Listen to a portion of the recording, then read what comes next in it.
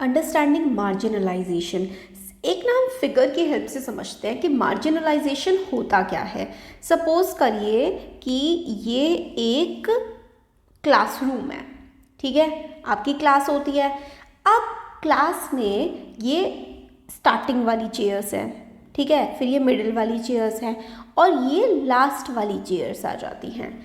अब जो बच्चे आगे की तरफ बैठ रहे हैं वो हम क्या कहेंगे कि भाई जनरली जो पढ़ाकू बच्चे होते हैं या फिर जो कॉन्फिडेंट होते हैं वो क्लास में आगे की तरफ बैठते हैं उनको, और यहाँ पर बोर्ड है तो बोर्ड उनको ज़्यादा अच्छे से दिखाई पड़ेगा। मिडिल वालों को भी ठीक ठाक चीज़ें समझ में आ जाती हैं, बट जो बैक में बैठे हुए होते हैं उनको आप मार्जिनलाइज्ड बोल सकते हैं, आप उनको बैक बेंचर्स भी बोल सकते हैं। कई बार बच्चे अपनी विश से पीछे बैठते हैं या फिर कई बार कॉन्फिडेंस की कमी की वजह से बच्चे क्लास में पीछे बैठते हैं ताकि उनसे टीचर क्वेश्चन ना करे या फिर वो चाहे तो छुप सकें, पढ़ाई पे ध्यान ना देना चाहें। एक क्लासरूम का एग्जाम्पल हो गया। अब अगर मैं एक प्लेग्राउंड का एग्जाम्पल बनाऊँ, सपोज करो ये एक प्लेग्राउंड है, यहाँ बच्चे खेल रहे हैं, ठीक है, ये बच्चे हैं ये खेल रहे हैं और कुछ एक दो बच्चे हैं, एक बच्चा यहाँ कोने में चुपचाप बैठा हुआ है, एक बच्चा यहाँ कोने में चुपचाप बैठा हुआ है। तो ये बच्चे क्या है, मार्जिनलाइज्ड है, ये कोने में है, ये घुल मिल नहीं पा रहे हैं, ये अपने आप को एक्सप्रेस नहीं कर पा रहे हैं। तो मार्जिन का मतलब एक्चुअली कोना होता है। अगर हम हिंदी में देखें ना तो मार्जिन का मतलब होता है कोना। तो क्लास 8th सिविक्स का चैप्टर 5 है अंडरस्टैंडिंग मार्जिनलाइजेशन। अगर आपको कई बार ऐसा लगता है कि ये तो इंसान गरीब है या इसको तो कुछ आता नहीं है या ये पढ़ने में अच्छा नहीं है, ये खेलने में अच्छा नहीं है, या फिर हमें इस पर्टिकुलर इंसान से दोस्ती नहीं करनी चाहिए या बात नहीं करनी चाहिए, अगर आपके मन में ऐसी फीलिंग किसी के लिए आ रही है ना तो ये समझ जाइए कि वो पर्टिकुलर पर्सन जिसके लिए आपके मन में फीलिंग आ रही है वो मार्जिनलाइज्ड है, क्योंकि वो मेन स्ट्रीम में नहीं आ पा रहा है, वो बाकी लोगों के साथ घुल मिल नहीं पा रहा है और कई बार वो बाकी लोगों से अलग है, या तो बात करने में या तो दिखने में या तो कल्चर में। तो हमें यही समझना है कि मार्जिनलाइजेशन एक्चुअली होता क्या है, जो लोग मार्जिनलाइज्ड होते हैं उन्हें कैसा फील होता है। स्टार्टिंग से पढ़ते हैं, what does it mean to be socially marginalized. Margin का मतलब एक्चुअली कोने होता है, साइड्स होता है। तो if you are not like most people in your class, that is if your taste in music or film is different, if your accent होता है आप जिस तरीके से बोल रहे हैं वो बिल्कुल अलग है, अगर आप बाकी बच्चों से कम बातें करते हैं, अगर आप बाकी बच्चों के तरह सेम स्पोर्ट नहीं खेलते हैं जो आपके क्लासमेट्स खेलते हैं, अगर आप कपड़े अलग तरीके के पहनते हैं तो आपको इन नहीं समझा जाता है अपने पीयर्स के द्वारा। पीयर होते हैं आपके साथ वाले लोग, साथी या क्लासमेट्स, वो आपके जो हम उम्र लोग होते हैं उनको हम पीयर्स बोलते हैं। तो अगर आप डिफरेंट हैं तो आपको ना अलग समझा जाएगा कि भई ये हमारे जैसा नहीं है। तो वही पर्टिकुलर पर्सन जो सबसे अलग होता है वही सोशली मार्जिनलाइज्ड होता है। ये आपके एज ग्रुप के हिसाब से मैंने बताया। अब समाज में सोशली मार्जिनलाइज्ड किसको समझा जाता है, तो पहले ज़माने में कास्ट को लेकर के या फिर रिलीजन को लेकर के बहुत ज़्यादा मार्जिनलाइजेशन होता था। जैसे कि एक पर्टिकुलर कास्ट, दलित, या फिर जिसको सो कॉल्ड लोअर कास्ट बोला जाता है, उसको बहुत ही नीचा समझा जाता था, वो मार्जिनलाइज थी। कुछ रिलीजन जो कि मेजॉरिटी रिलीजन से अलग होते हैं उनको भी मार्जिनलाइज्ड समझा जाता है। तो यहाँ पर अब जो आज का ज़माना है उसमें जो पुअर हैं, जो गरीब हैं, जिनके पास रिसोर्सेज नहीं हैं, वो आज के समय पर मार्जिनलाइज्ड हैं, या फिर जो लेस एजुकेटेड हैं, जिनके पास मतलब जो कम पढ़े लिखे हैं आज के समय पर, वो मार्जिनलाइज्ड हैं। जिनके पास पॉलिटिकल पावर नहीं है, ठीक है, लो पॉलिटिकल पावर, वो मार्जिनलाइज्ड हैं। तो हम लोगों ने समझा कि मार्जिनलाइज्ड एक्चुअली क्या होता है। अब चैप्टर स्टार्ट करते हैं। ये देखिए कॉमिक बुक की तरह इसमें बनाया गया है, आदिवासीज एंड मार्जिनलाइजेशन। आदिवासी कौन होते हैं?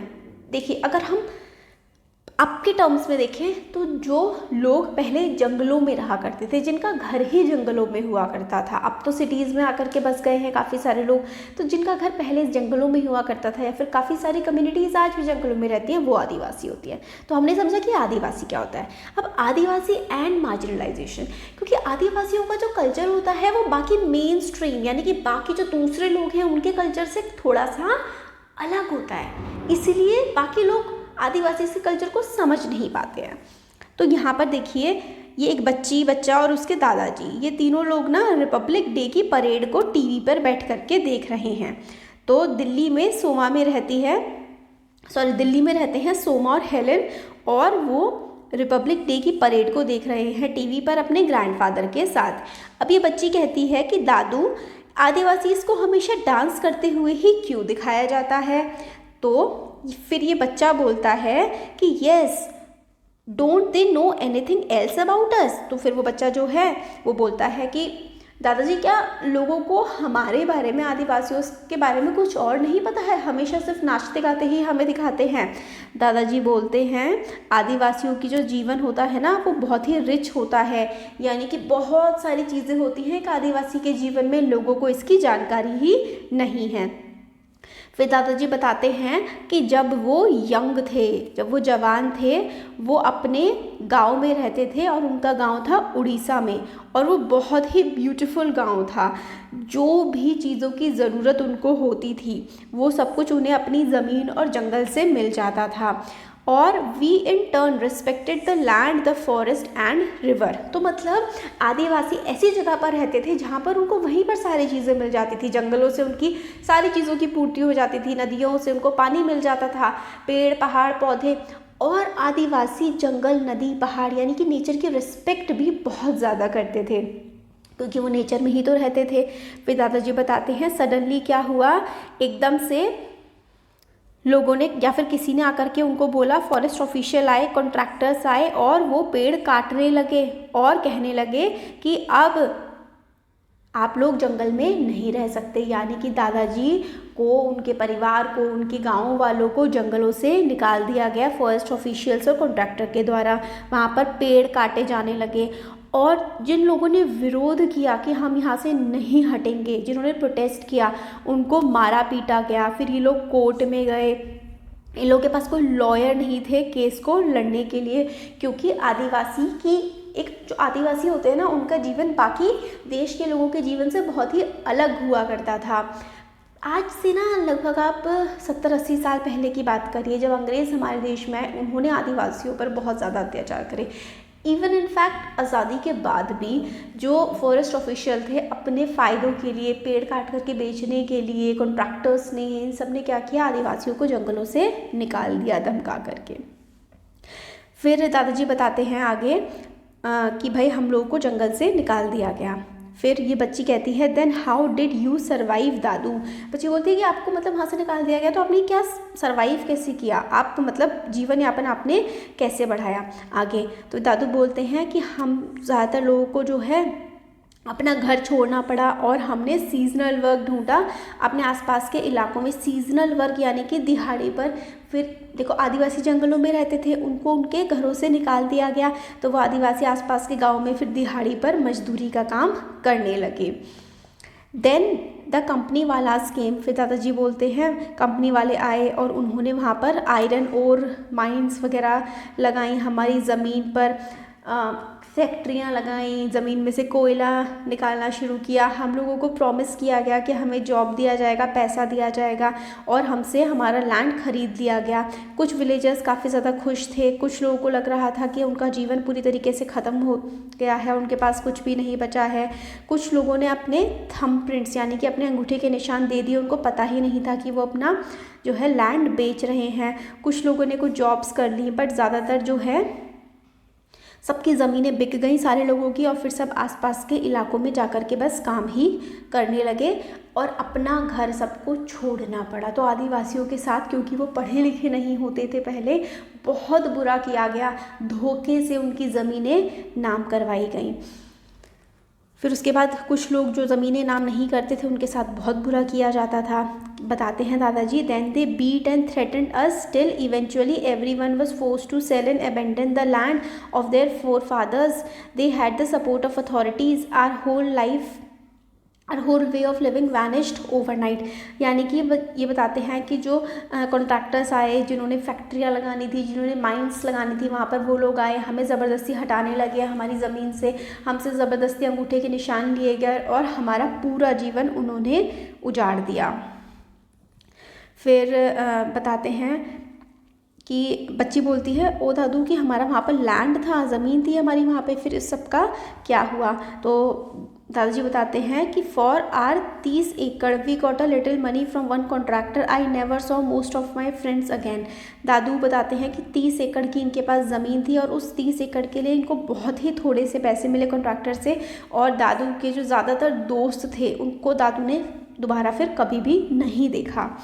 और जो पैसा इनको कॉन्ट्रैक्टर से मिला था वो बहुत ही मतलब कम था, तो शहर में ज़्यादा दिन तक चला नहीं। और दादा बताते हैं कि उनके पास कोई भी काम नहीं था और कोई भी पैसा नहीं था, किस तरीके से वो आगे अपना जीवन यापन करें।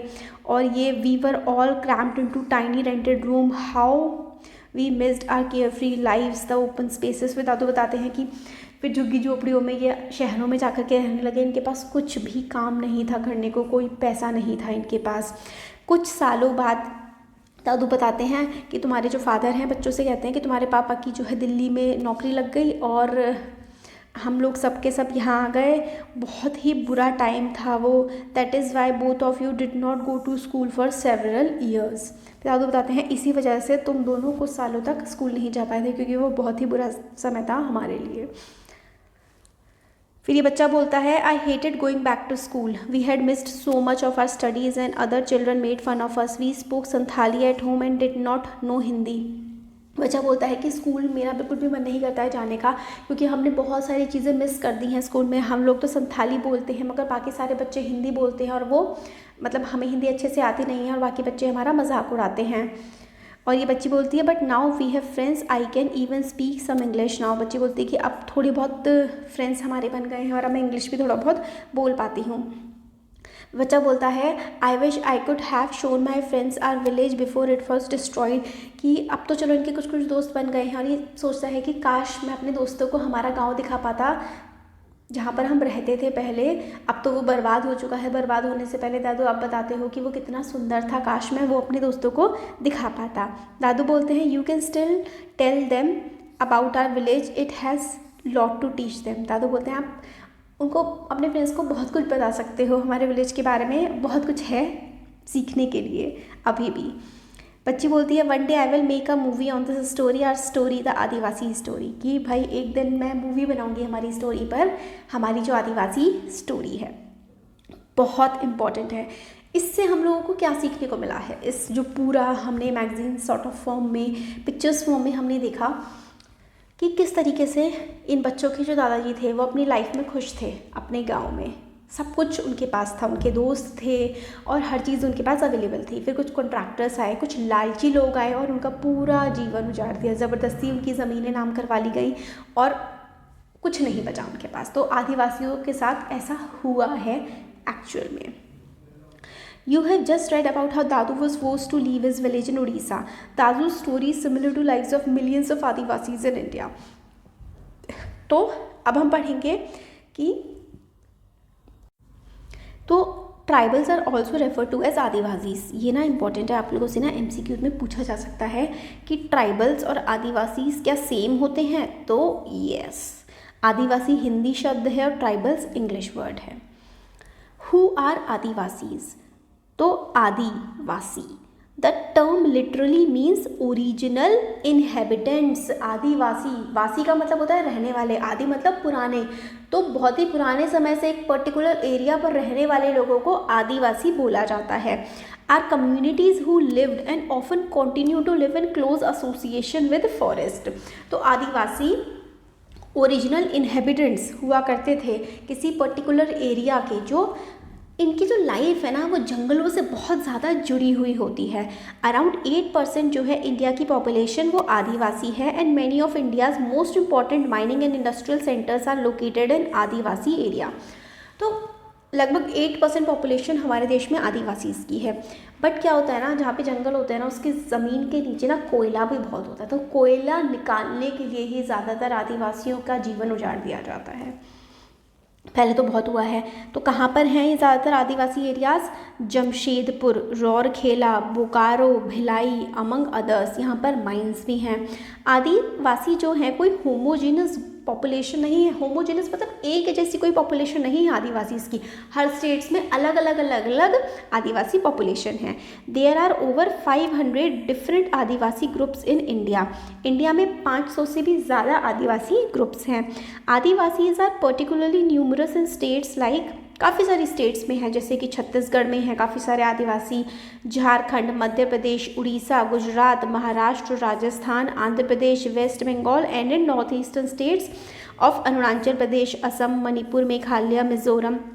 तो बहुत सारे एरिया में आदिवासी हैं, बट इनका नंबर फिर भी काफ़ी छोटा ही है। सिर्फ 8% of India's population Adivasi population है। ये वाला फैक्ट इम्पॉर्टेंट है। आप लोगों से MCQ में आ सकता है कि कितने % आदिवासी पॉपुलेशन है इंडिया की? अराउंड 8%।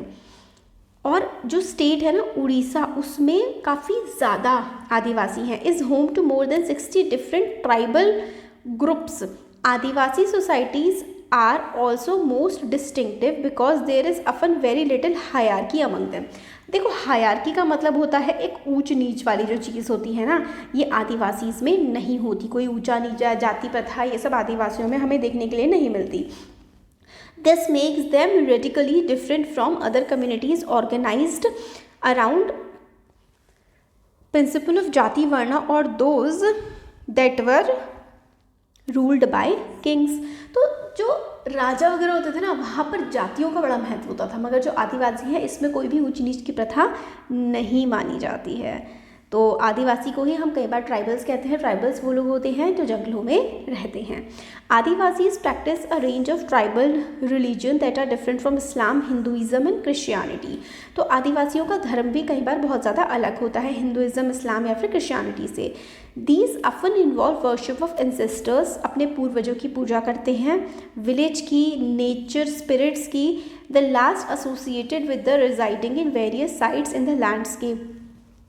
बेसिकली ज़्यादातर जो आदिवासी होते हैं ना, वो नेचर वर्शिपर्स होते हैं। पहाड़ों की, नदियों की, रिवर्स की, जानवरों की पूजा ये करते हैं। माउंटेन स्पिरिट्स की, रिवर स्पिरिट्स की, एनिमल स्पिरिट्स, इन सब की पूजा करते हैं Adivasi. The village spirits are often worshipped at specific sacred groves within the village boundary, while the ancestral ones are usually worshipped at home।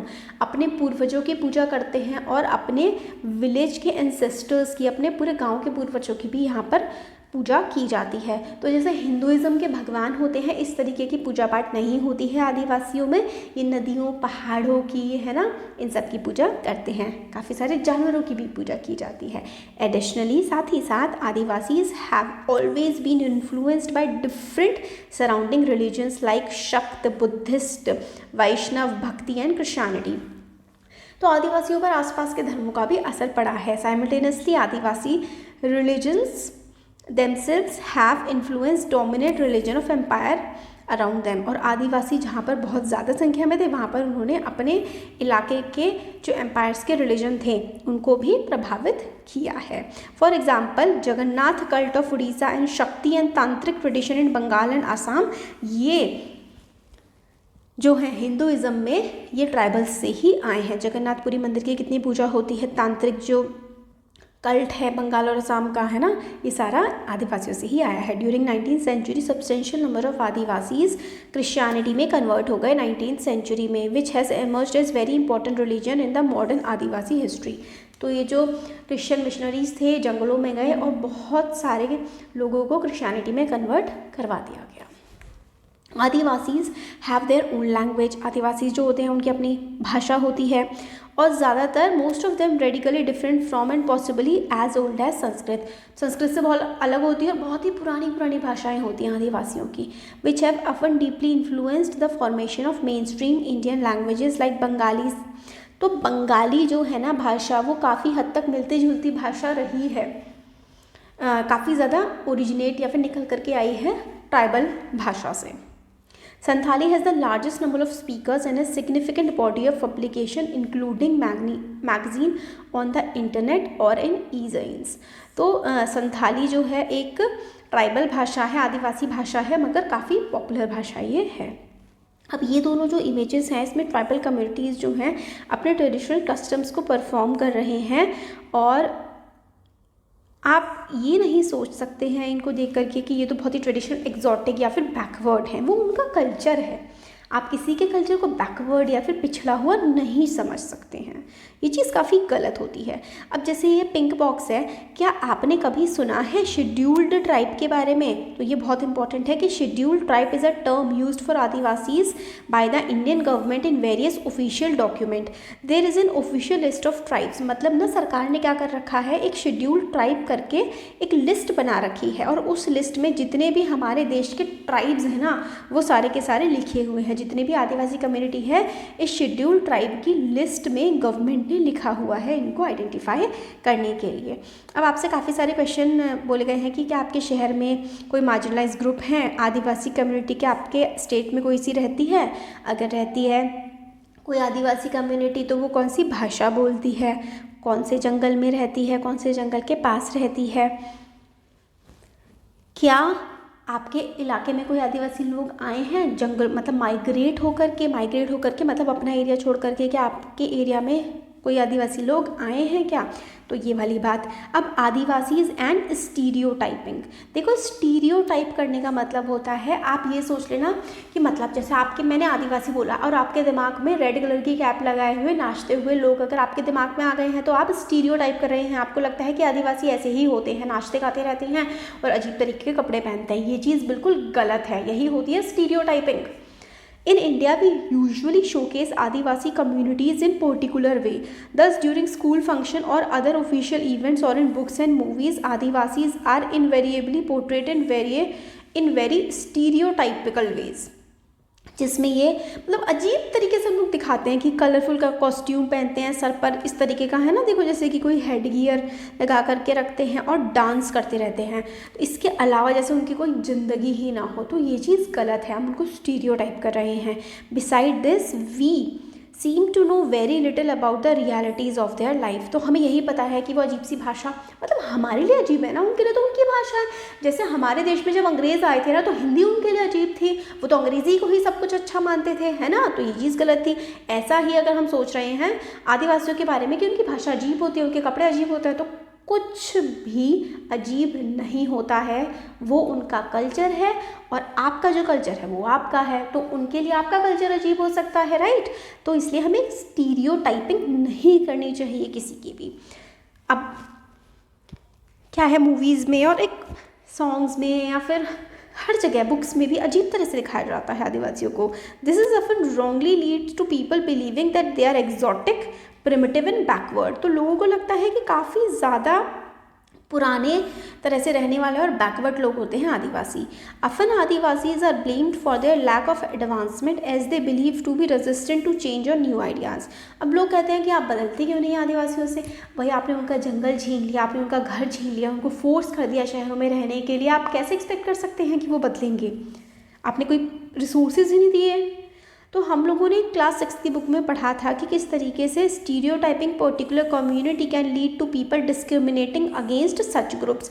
अगर हम स्टीरियोटाइपिंग कर देते हैं ना, तो डिस्क्रिमिनेशन भी होने लगता है, मतलब बहुत ही भेदभाव भी होने लगता है उन लोगों के साथ। Adivasis and development. अब डेवलपमेंट की बात करें अगर हम, तो हम लोगों ने हिस्ट्री की किताब में पढ़ा है कि जंगल जो हैं वो बहुत ज़्यादा इम्पॉर्टेंट रोल प्ले करते हैं किसी भी एम्पायर के लिए या फिर सेटल्ड सिविलाइजेशन के लिए। हम जिस जगह पर रह रहे हैं कि जंगलों का हमारे लाइफ में रोल नहीं है, बहुत ही ज़्यादा इम्पॉर्टेंट रोल है हमारी लाइफ में जंगलों का। मेटल ओर्स जैसे कि iron ore, copper, gold, silver, coal and diamonds, timber यानी कि लकड़ी, बहुत सारे मेडिसिनल हर्ब्स और एनिमल प्रोडक्ट्स जैसे कि wax, lac, honey and animal themselves जैसे कि एलिफेंट्स, मेनस्ट्री ऑफ, ये सारे के सारे कहाँ से आते हैं? सारे के सारे जंगलों से ही तो आते हैं। तो ये बहुत ज़्यादा इम्पॉर्टेंट हो जाता है कि भाई जंगल क्यों इम्पॉर्टेंट हैं, सारी चीज़ें हमें जंगलों से ही तो मिल रही हैं। इसके अलावा continuation of life dependent heavily on forests, that they help recharge many of India's river, and as is becoming clearer now, crucial to the availability and quality of our life, air and water. तो भाई जंगलों से ही तो हमें सब कुछ मिल रहा है, नदियाँ भी वहीं जा रही हैं, पेड़ हमें वहीं से मिल रहे हैं, शुद्ध हवा हमें जंगलों से मिल रही है, सारे के सारे मिनरल, ओर, आयरन क्या नहीं मिल रहा। Forest covered the major part of our country till the 19th century, and the Adivasi had a deep knowledge of, access to as well as control over most of these vast tract। तो देखो जंगल बहुत ज़्यादा important होते हैं, right. और 19th century से पहले हमारे देश का बहुत बड़ा हिस्सा जंगलों से ही ढका हुआ था। अंग्रेज़ों ने आकर के बहुत जंगल काटे हैं लकड़ी के लिए। आदिवासी क्योंकि जंगलों में रहते थे इसलिए उनको जंगलों की बहुत अच्छी नॉलेज है, उनको पता है कि किस तरीके से कौन सी मेडिसिन हम लोग जंगल से ले सकते हैं, या फिर बहुत ज़्यादा ज़रूरी चीज़ें जो हमें मिल सकती हैं, सबकी नॉलेज आदिवासियों को होती है। तो 19th सेंचुरी तक तो बहुत अच्छा सा हमारे देश में जंगल था, उसके बाद बहुत कटाई हुई। अब this means that they were not ruled by large state and empire, instead often empire heavily dependent on Adivasi for a crucial access to forest resources. अब आदिवासी जो होते थे ना वो किसी भी ना राज्य के या फिर किसी भी एम्पायर के अंडर नहीं आते थे, बल्कि राजा वगैरह जो होते थे ना अपनी ज़रूरतों के लिए आदिवासियों पर बहुत ज़्यादा निर्भर करते थे। This is radically contrary to our image of Adivasis today as somewhat marginal and powerless community। आज हमें लगता है कि बड़ी पावरलेस कम्युनिटी है, बट आज से पहले बहुत पावरफुल ही हुआ करते थे। राजा महाराजा भी बहुत रिलाई किया करते थे आदिवासियों पर बहुत सारी ज़रूरतों के लिए। In the pre colonial world यानी कि अंग्रेज़ों के शासन से पहले they were traditionally ranged hunter gatherers and nomads and lived in shifting agriculture and also cultivating in one place. तो बहुत सारे शिफ्टिंग कल्टिवेशन किया करते थे, हंटर गैदरर हुआ करते थे। अंग्रेज़ों के आने से पहले बहुत ही पावरफुल कम्युनिटी ये हुआ करती थी। Although these remains for past 200 years, Adivasis have been increasingly forced through economic changes, forest policies and political force applied by the state and private industry to migrate to lives as workers in plantation, at construction site in industry and as domestic workers। तो basically क्योंकि आदिवासी जहाँ पर रहते हैं वहाँ पर बहुत सारे मिनरल्स होते हैं, वहाँ पे बहुत सारा कोयला होता है, तो उनको क्या करा जाता है, ज़बरदस्ती जंगलों से निकाला जाता है ताकि खुदाई की जा सके और मिनरल्स को ज़मीन में से निकाला जा सके। तो आदिवासी के साथ कुछ सदियों तक बहुत ही ज़्यादा बुरा हुआ है। For the first time in history they do not have control or direct access to forest territories. मतलब कई सदियों में पहली बार आदिवासी आज जंगल में नहीं रहते हैं। अब ये पिंक वाला जो बॉक्स है इसको पढ़ते हैं, बहुत इंपॉर्टेंट है। From 1830s onward Adivasis from Jharkhand and adjoining areas moved in very large numbers to various plantations in India and the world। तो 1830s के टाइम पर बहुत सारी जो आदिवासी कम्युनिटी है वो इंडिया से शहरों में भी गई, ठीक है, और दूसरे देशों में भी गई, जैसे कि मॉरिशस में, करीबियन में और ऑस्ट्रेलिया में भी। अंग्रेज़ उनको लेकर के जाते थे काम करने के लिए, लेबर की तरह।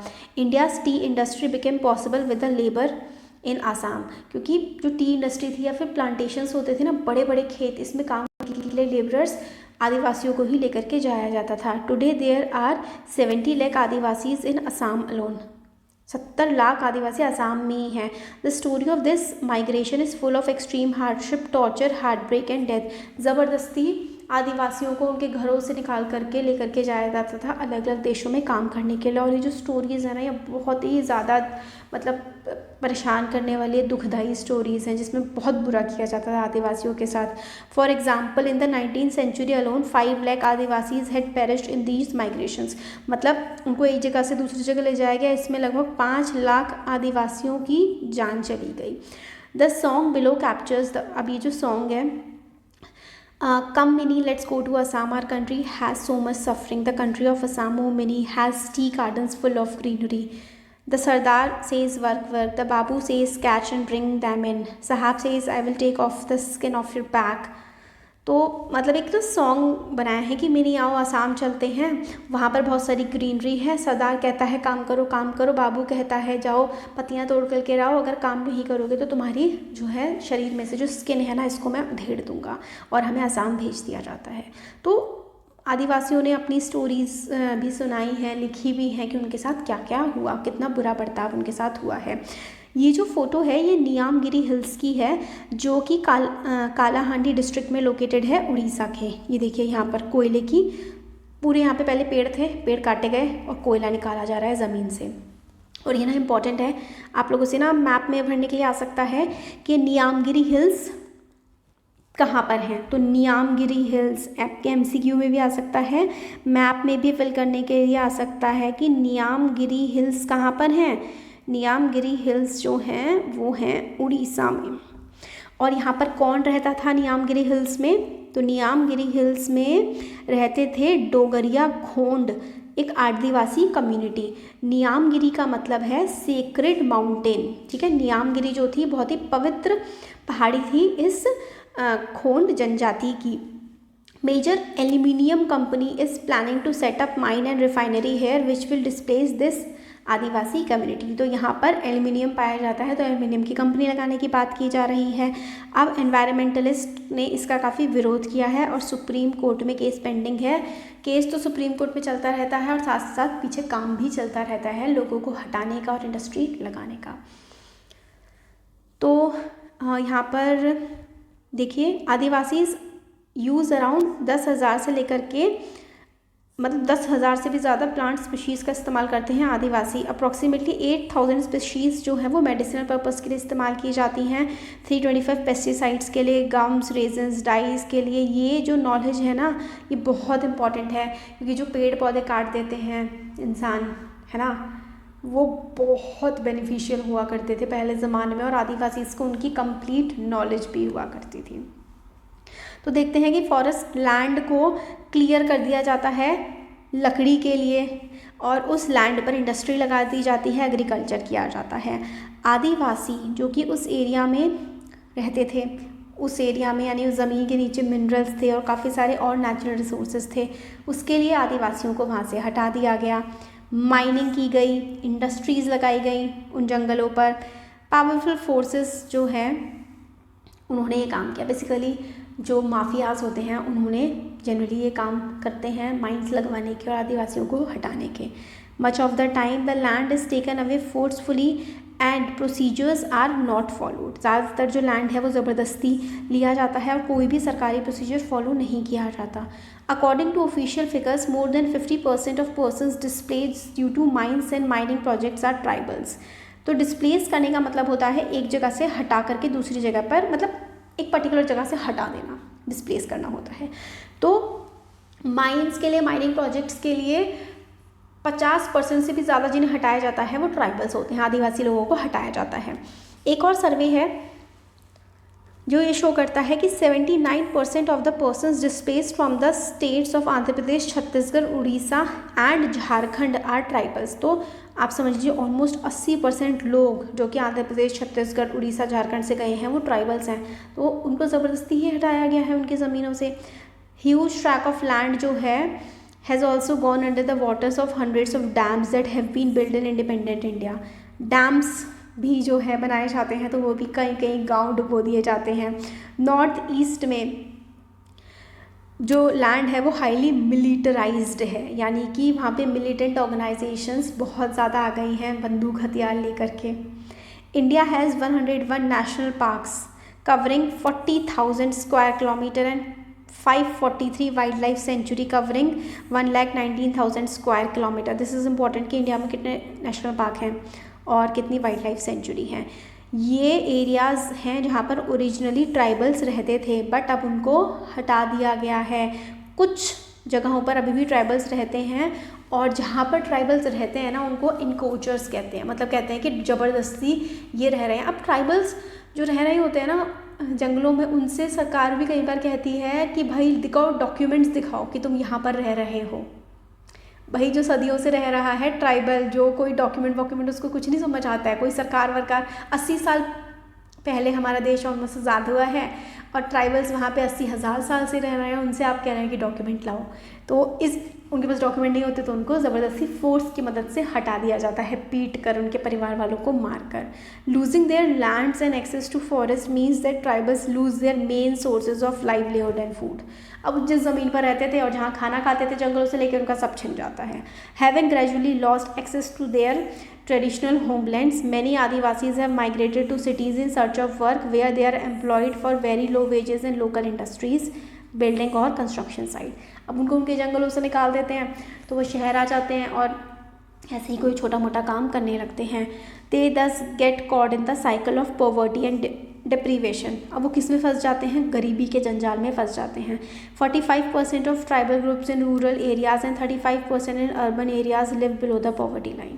तो बहुत मतलब बुरी तरीके से गरीबी रेखा के नीचे रहते हैं। This leads to deprivation in other areas, many tribal children are malnourished, literary rates among tribal are also very low. Malnourished मतलब उनमें खाने की, उनमें न्यूट्रिशन की भी बच्चों में, ट्राइबल बच्चों में बहुत ज़्यादा कमी होती है। इसलिए नहीं क्योंकि वो जंगलों में रहते हैं, जंगलों में रहते थे तब तो फिट रहते थे, इसलिए क्योंकि उनको उनके घरों से निकाल दिया गया है, जंगलों से निकाल दिया गया है और फिर वो अब शहरों में रह रहे हैं, कोई काम नहीं है, उनके पास खाने को भी ज़्यादा कुछ नहीं है। When Adivasis are displaced from their lands they lose more than source of income, they lose their tradition and custom, way of living and being. वो सिर्फ अपना घर ही नहीं छूटता है या फिर सिर्फ कमाई का साधन ही नहीं छूटता है, उनका एक तरह से उनकी ज़िंदगी ही ख़त्म हो जाती है। वहाँ पर उनके जो ट्रेडिशंस, कस्टम, सब कुछ ख़त्म हो जाता है। जब उनको उनके जंगलों से निकाला जाता है तो वो फिर खेती करने लगते हैं, वो घर छोड़ देते हैं अपना। They took the cremation ground, temple, well and pond, how will we survive, says Govinda Maran who was displaced due to a refinery project in Orissa. भाई घर से कोई निकालते, सपोज करो आपको कोई आपके घर से निकाल दे, आप क्या करोगे? ट्राइबल्स के साथ सदियों से, इनफैक्ट आप कहें 100 सालों से तो यही होता आ रहा है। As you have read, these exist and there exist an interconnectedness between economic and social dimensions of tribal life। Economic और सोशल लाइफ मतलब जहाँ पर रहते हैं वहीं से कमाते थे, अब उनको वहीं से निकाल दिया तो ना सोशल लाइफ बची ना इकोनॉमिक लाइफ बची ट्राइबल्स की। Destruction in one sphere naturally impact the other, मतलब इकोनॉमिक पैसा नहीं रहा तो उनकी सोशल लाइफ, उनके परिवार में भी, परिवार से भी दूर हो गए और कामकाज भी उनके पास अब कुछ नहीं रहा है। Often this process of dispossession and displacement can be painful and violent। dispossession यानी कि पहले उनके पास घर था, उनके पास काम था, वो छिन गया, उनको उनकी जगह से हटा दिया गया, ये बहुत ज़्यादा दर्दनाक और मार पीट वाला या फिर कई बार मार धाड़ करके भी उनको निकाला जाता है। तो ये हमने मार्जिनलाइजेशन इन ट्राइबल्स का पढ़ा। अब नेक्स्ट वीडियो में हम लोग माइनॉरिटीज़ यानी कि जो धर्म के आधार पर किस तरीके से मार्जिनलाइजेशन है हमारे देश में, वो हम देखेंगे। वीडियो पसंद आया तो like, share, subscribe. Thank you. Understanding marginalisation part 2, minorities and marginalisation. इससे पहले हम लोगों ने देखा था कि ट्राइबल्स के साथ किस तरीके से मार्जिनलाइजेशन हो रहा है, ट्राइबल्स को क्या क्या झेलना पड़ा है हमारे देश में। अब हम लोग पढ़ते हैं minorities and marginalisation. In unit 1 you read that Constitution provides safeguard to religious and linguistic minorities as part of our fundamental rights। हमारा फंडामेंटल राइट्स क्या क्या है बताइए कमेंट बॉक्स में, अगर आपको पता है तो। हमारे पास फंडामेंटल राइट बहुत सारे हैं, 6 फंडामेंटल राइट है और उसमें बहुत सारे पार्ट में हमें काफ़ी सारे राइट्स दिए गए हैं। उसमें हमारा एक राइट है रिलीजियस एंड लिंग्विस्टिक माइनॉरिटीज़ को भी राइट दिए गए हैं। तो why do you think these minority groups have been provided these safeguard? तो माइनॉरिटी ग्रुप्स को एक अलग से सेफगार्ड या फिर अलग से प्रोटेक्शन क्यों प्रोवाइड किया गया है? The term minority is most commonly use to refer to communities that are numerically small in relation to the rest of the population. Minority का मतलब होता है जो बाकी लोगों से कम हो, है ना, वही माइनॉरिटी है। तो however it is the concept that goes well beyond numbers। तो नंबर के बियॉन्ड तो ये कॉन्सेप्ट जाता ही है। It encompass issue of power, access to resources and has social and cultural dimensions। तो अगर आपसे क्वेश्चन पूछा रहा है क्या माइनॉरिटी का जो कॉन्सेप्ट है वो सिर्फ नंबर से ही रिलेटेड है? नहीं, power, access to resources, social and cultural dimensions को भी घेरता है ये टर्म। जैसा कि आपने पढ़ा यूनिट 1 में, कॉन्स्टिट्यूशन रिकॉग्नाइज करता है that the culture of majority influences the way in which society and government might express themself. Generally क्या होता है, किसी भी देश में जो मेजॉरिटी कम्युनिटी होती है उसी के ही व्यूज़, उसके ही विचार समाज में हमें ज़्यादा दिखाई देते हैं क्योंकि वो ज़्यादा नंबर में होते हैं। ऐसे केसेस में क्या होता है कि size can be a disadvantage and lead to marginalisation of relatively smaller community. तो कई बार क्या होता है, जो संख्या में कम होते हैं उनके साथ भेदभाव हो सकता है, उनके साथ हो सकता है अन्याय ना हो। इसलिए thus safeguards are needed to protect minority community against possibility of being culturally dominated by the majority। इसलिए हमें कुछ सेफगार्ड देने पड़ते हैं कि जो संख्या में कम है उनके साथ कुछ गलत ना हो, मेजॉरिटी उन पर हावी ना हो जाए। They also protect them against any discrimination and disadvantage that they may face। और कुछ डिस्क्रिमिनेशन, डिसएडवांटेज कुछ भी हो उसके अगेंस्ट भी प्रोटेक्शन हमारा संविधान देता है, हमें पता है, हम पढ़ चुके हैं इससे पहले के चैप्टर्स में। Given certain conditions, communities that are small in number relative to the rest of the society may feel insecure about their life, asset and wellbeing. तो कई बार क्या होता है, जो माइनॉरिटी होती है उसको इनसिक्योर भी फील हो सकता है, उसको ऐसा भी फील हो सकता है कि भाई हम सेफ नहीं हैं। ये जो इनसिक्योरिटी का सेंस होता है ना, may get accentuated if the relation between minority and majority communities are fraught. मतलब ये जो सेंस है कि जो माइनॉरिटी है, जो संख्या में कम है, उसको कई बार डर भी लगने लगता है कि हमारे साथ कुछ बुरा ना हो जाए अगर माइनॉरिटी और मेजॉरिटी कम्युनिटी के रिलेशंस ज़्यादा ख़राब हो तो। इसलिए कॉन्स्टिट्यूशन प्रोवाइड करता है safeguard because it is committed to protecting India's cultural diversity and promoting equality as well as justice. तो हमारा जो देश है वो कल्चरल डाइवर्सिटी यानी कि हमारा समाज, हमारी सभ्यता भले ही अलग अलग हो सकती है सबकी, मगर हमारा देश, हमारा संविधान इक्वालिटी, समानता और न्याय को ही आगे बढ़ाने की बात करता है। यानी कि चाहे हमारा समाज कितना भी अलग क्यों ना हो, हमारा संविधान समानता और न्याय को ही आगे बढ़ाता है। As you have already read, जो जुडिशरी वाला चैप्टर है उसमें देखा हमने कि जुडिशरी कितना इम्पोर्टेंट रोल प्ले करती है कानून को एनफोर्स कराने में, फंडामेंटल राइट्स को बचाने में। जो जुडिशरी है वो कितना इंपॉर्टेंट रोल प्ले करती है। हर सिटीज़न इंडिया का कोर्ट जा सकता है जिसको ये लगता है कि उसके फंडामेंटल राइट छीने जा रहे हैं। अगर किसी को भी लगता है कि उसके फंडामेंटल राइट छीने जा रहे हैं तो वो व्यक्ति कोर्ट जा सकता है।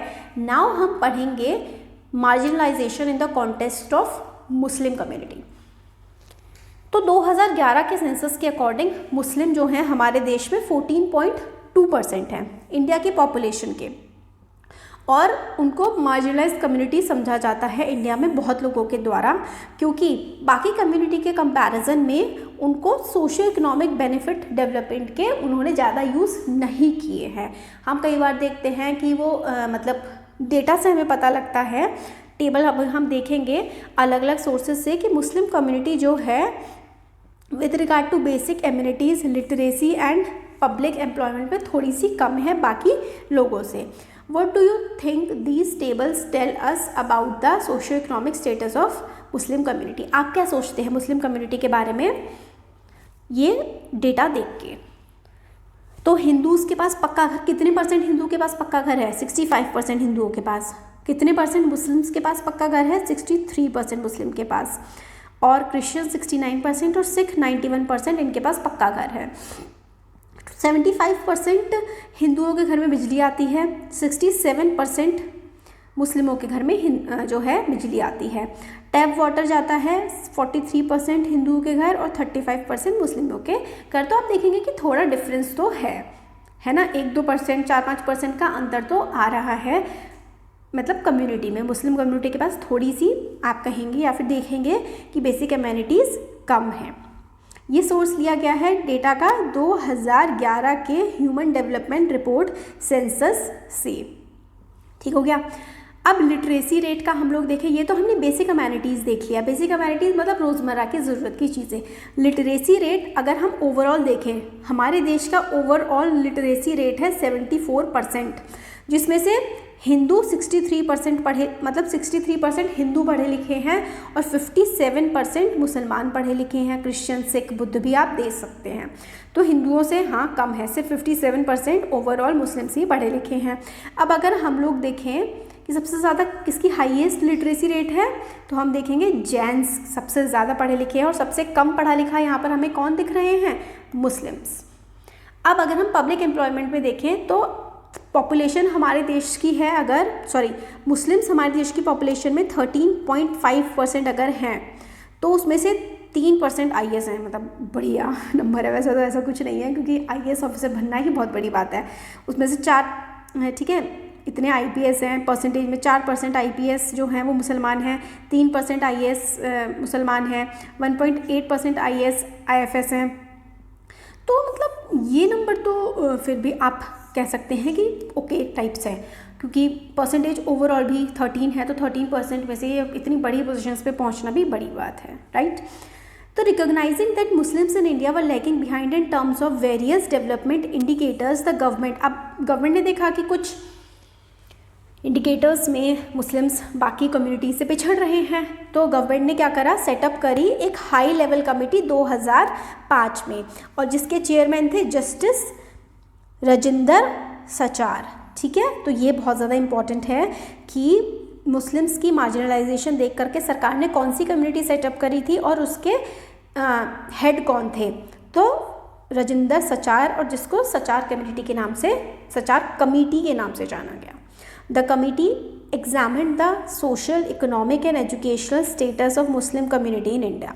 तो ये इंपॉर्टेंट है कि सचार कमिटी जो थी उसने क्या एग्जामिन किया था, social, economic, educational status of Muslim community in India सचार committee ने एग्जामिन किया था। रिपोर्ट ने डिस्कस किया था डिटेल में कि marginalisation of this community, it suggest that on range of social, economic and educational indications situation of Muslim community is comparable to that of other marginalised community like SC and ST। तो सचार जो committee थी, इनकी report में आया कि SC, ST और Muslims, इनकी जो सिचुएशन है सबकी वो ऑलमोस्ट सिमिलर ही है। For example the report average year of schooling for Muslim children जो थी वो 7 से 16 साल थी, जो कि is much lower than other socio religious community, जो बाकी से कम थी। Economic and social marginalisation experienced by Muslims had other dimensions as well, और डायमेंशंस भी हैं, जैसे कि बाकी जो माइनॉरिटीज़ हैं, मुस्लिम कस्टम्स और practices are sometimes quite distant from what is seen as the mainstream. Some not all Muslims जो हैं वो बुरखा पहनते हैं, लंबी दाढ़ी रखते हैं या फिर एक टोपी पहनते हैं, जो उनको डिफरेंट करता है बाकी लोगों से। Because of this they tend to be identified differently and some people think that they are not like the rest of us. तो कई बार वो अलग तरीके से, जैसे कि बच्चे बुरखा, लड़कियां बुरखा पहनती हैं, टोपी लगाते हैं, लंबी दाढ़ी रखते हैं, बाकी जो दूसरी कम्युनिटी के लोग नहीं रखते हैं तो उनसे वो डिफरेंट लगते हैं कई बार दिखने में। often this become an excuse to treat them unfairly, है ना, एंड डिस्क्रिमिनेट अगेंस्ट देम। तो कई बार इस वजह से उनके साथ भेदभाव होता है। This social marginalisation of Muslims is in some instance has led to them migrating from places where they have lived, often leading to ghettoization of community. Sometimes this prejudice lead to hatred and violence.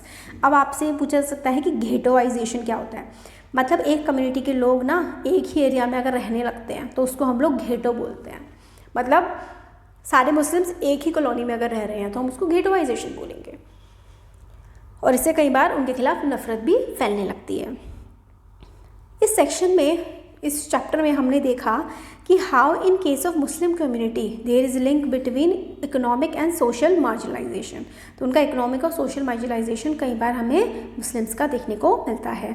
Earlier हम लोगों ने पढ़ा यही चीज़ आदिवासी के बारे में। 7th class की book में हम लोगों ने देखा था कि वुमेन के साथ भी अनइक्वल स्टेटस है, इंडिया में वुमेन के साथ भी गलत व्यवहार किया जाता है। Experience of all these groups point to the fact that marginalisation is a complex phenomena. तो मार्जिनलाइजेशन एक कॉम्प्लेक्स फिनोमिना है, requiring variety of strategies, measures and safeguard to redress this situation.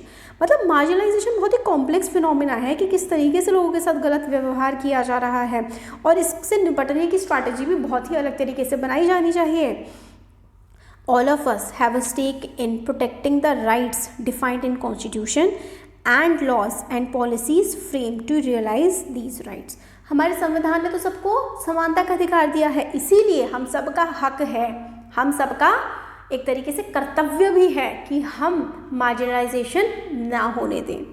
Without these, we will never be able to protect the diversity that makes our country unique, nor realize the state's commitment to promote equality for all.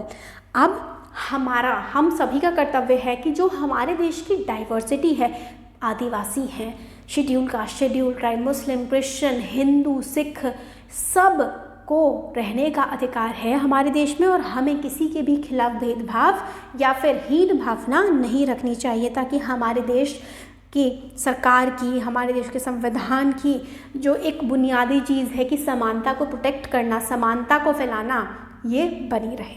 अब conclusion में ये कहते हैं, इस chapter में हम लोगों ने ट्राई किया ये समझने का कि मार्जिनलाइज्ड कम्युनिटी होती क्या है।